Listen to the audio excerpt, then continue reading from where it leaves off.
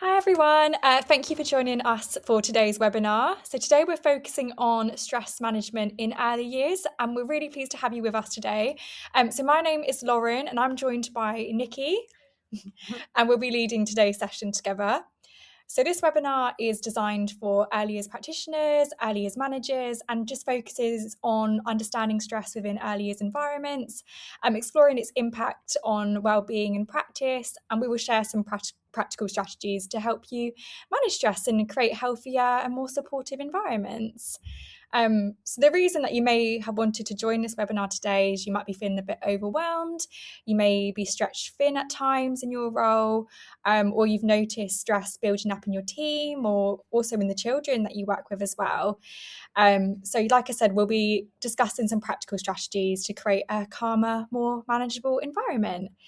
And as you all know, working in early years is incredibly rewarding and you make a difference every day to children's lives, but it can come with demands and a lot of responsibility. So it's just important to manage your stress in the right way.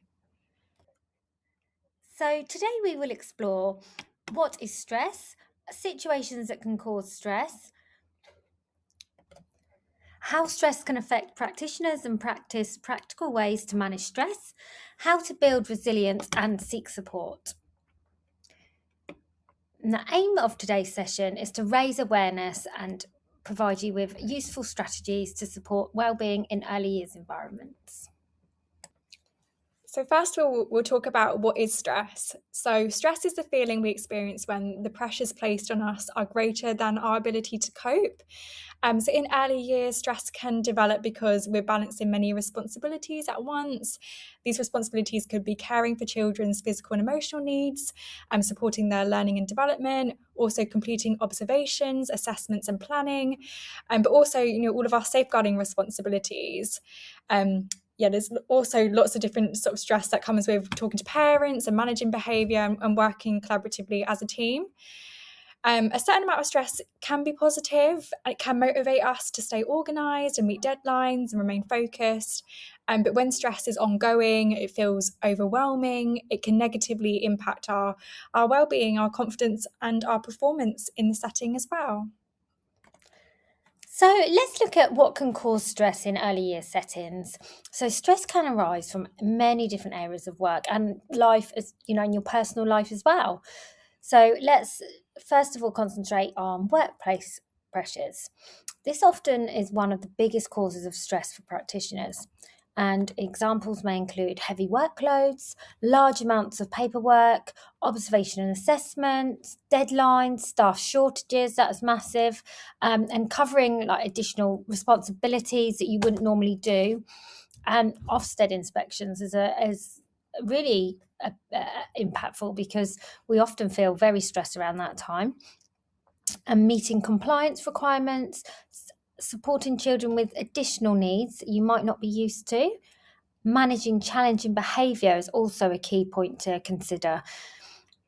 Fast-paced nature of early years means practitioners often do have to juggle multiple tasks while remaining calm and responsive and attentive. Relationships at work. So positive relationships are essential in early years settings. Stress can occur when there are difficulties with colleagues, poor communication, lack of support from your management, tension within teams, and challenging conversations with parents or carers.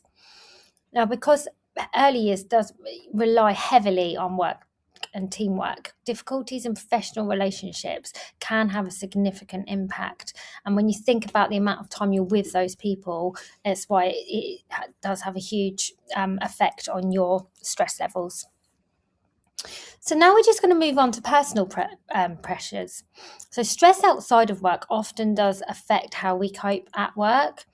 Examples could include your family responsibilities, parenting, pressures, illnesses or injuries, personal and your friends or families, financial concerns, relationship difficulties, and bereavements are some of the key ones that we do often think about when we're looking at stress. Now, sometimes work-related stress is made harder by personal circumstances. Something to consider as well. So next we're going to look at the signs of stress, and recognizing stress early is essential. So stress can show itself in emotional, physical and behavioral ways. So it can manifest in lots of different ways. So the emotional signs could be feeling irritable, you could be becoming more frustrated easily, you could be feeling anxious or worried or overwhelmed, and that can result in a low mood and loss of motivation. A lot of people do find it really difficult to switch off after work as well, which can be difficult in our personal lives. And then there's also the physical signs of stress. So it can cause us to feel tired or exhausted. It can cause headaches, muscle tension, also impacting our sleep, and also cause things like stomach issues. And we often do feel very run down if we're feeling stressed. And then lastly, the behavioural signs. So you may have struggle concentrating and you may lose focus quickly, which can cause increased mistakes. And that can result in reduced patience. And as we all know, patience is such an important skill when working with children. So a lack of that skill does become an issue. You may start to become withdrawn or avoid certain tasks and reduce engagement and communication with your colleagues, which again is a really important part of working in early years. So it's just very important not to ignore these signs and to do something about it if you do recognise these signs. Now, stress doesn't only impact the individual practitioner, it can also have a massive, significant effect on the overall quality of the care and education that you are providing and that's being provided. When stress levels are high, practitioners may find that they have reduced patience and find it really hard to focus fully on the child's individual needs or their experienced difficulties with decision making, which you might normally be fine with. It can also increase the likelihood of small errors, which reduces your emotional availability as well and contribute to lower overall job satisfaction. This is actually particularly important when we're looking at early years and in working in an early years setting where children heavily rely and depend on calm, consistent and responsive adults to help them feel secure. When practitioners are emotionally present and regulated, they're better able to tune into those individual child needs and provide reassurance and create a stable environment where a child and the children there feel safe, supported, and ready to learn and develop. So next we're going to be looking at whether stress is linked to mental health, and there is a strong connection between stress and mental health, and ongoing stress can contribute to mental health difficulties, for example, anxiety, depression or burnout. Equally, existing mental health challenges can make workplace pressures feel harder to manage, and that does create a vicious cycle where stress affects mental well-being, and reduced well-being increases feelings of stress. And that is why recognising stress early is so important, and to seek support at the right time. So, in the last part, we looked at how stress is linked to mental health and how that can be a difficulty. So, we're going to now look at how to manage stress. So, how can early years practitioners manage stress? Now, there are many practical ways that can help. First of all, you need to identify triggers. The first step is in identifying and understanding what is causing the stress. So perhaps ask yourself, what situations are triggering stress? Are there any specific times of the day that feel more pressured? Lunch times, maybe, when the children arrive, go home, when you're short of staff?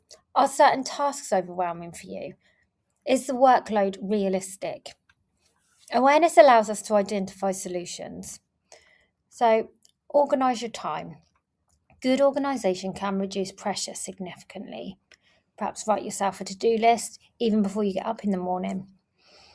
Helpful strategies include prioritising urgent tasks, breaking larger tasks into smaller steps, using checklists, planning ahead, completing complex tasks when energy levels are highest, and taking regular breaks. So, an example of that actually in a school setting, often they will do their core subjects such as maths and English and science in the morning, where the children are most active and their brain is most energised. So, you can use that similar strategy with your own tasks. Being organised helps create a greater sense of control and maintaining professional boundaries. So, early years practitioners care deeply about children and families. However, it is really important to recognise your own limits. You cannot solve every challenge alone. Asking for support is not a weakness, and it's a professional strength, something that everyone needs to build on. And it's important. Focus on what you can control. Some things are just outside of your control, and that's okay. For example, inspection schedules, staffing changes, unexpected incidences, Ofsted. Instead of focusing what you cannot be changing and change, focus on preparation, communication, organisation, and self-care. So next we're going to look at building resilience and how to build your own resilience in early years. So resilience refers to our ability to adapt and recover from challenges, and this is an essential skill for early years practitioners. So one way to build resilience is to look after your physical health. So physical well-being supports your emotional well-being. So this includes getting enough sleep, eating well, staying active, drinking enough water, and spending time outdoors. So when our physical health suffers, coping with stress becomes a lot harder. So next we're going to look at making time for yourself, and it's so important to recharge outside of work and make sure you do things that you enjoy. So that could be exercise, reading, hobbies. It could be just spending time with friends and family or doing other relaxation activities. Just remember that rest is not unproductive, it's necessary. And without rest, you're not making time to do things that are important as well. And lastly, be kind to yourself. So we often place a lot of pressure and place high expectations on ourselves, but just remember that no one is perfect. It's really important to celebrate small successes. You know, if you helped a child settle, or you supported a colleague, or you managed a difficult day positively. So just learn from challenges and don't criticize yourself. So, where to get support? If stress is becoming difficult to manage, support is always available.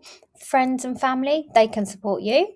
So, confiding in a trusted person may lift some of the stresses. After all, a problem shared is actually a problem halved. Within the workplace, speak to your line manager, senior staff, wellbeing leads, HR, employee assistance programs you might have there, and just discuss with them how you're feeling and what you would like. Employers do have a responsibility to support staff welfare and wellbeing. There's also a lot of professional support out there as well. And this could include counselling, cognitive behavioural therapy, CBT, mindfulness programs, relaxation techniques, speaking to your GP, and they will be able to support you. And just remember that seeking help is a positive step. So never, ever be afraid to do that. So that's the end of our webinar. So we just want to give some closing thoughts.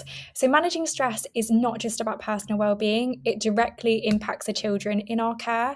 So when we feel emotionally well, we are able to build positive relationships, stay calm during any challenges that we're facing, support children's emotional regulation, create nurturing environments, and deliver high quality learning experiences. So looking after ourselves allows us to better look after others.